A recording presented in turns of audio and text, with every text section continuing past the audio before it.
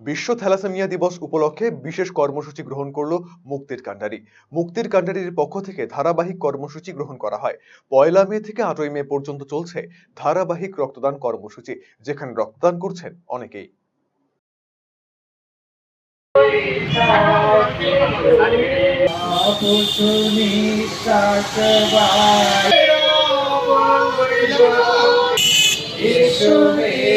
আপনারা জানেন যে গোটা রাজ্য জুড়ে এই গ্রীষ্মকালীন একটা তীব্র দাবদাহ এবং বর্তমানে নির্বাচন বিধির কারণে একটা রক্ত সংকটের সম্মুখীন আমরা হয়েছি।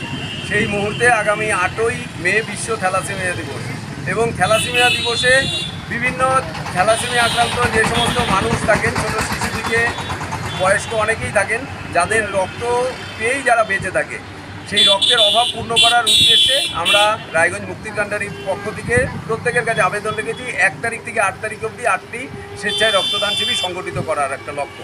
এবং এই শিবিরের যে রক্ত সংগ্রহিত হবে, সেই রক্ত আমরা থ্যালাসেমিয়া আক্রান্ত শিশুদের জন্য উৎসর্গিত করলাম।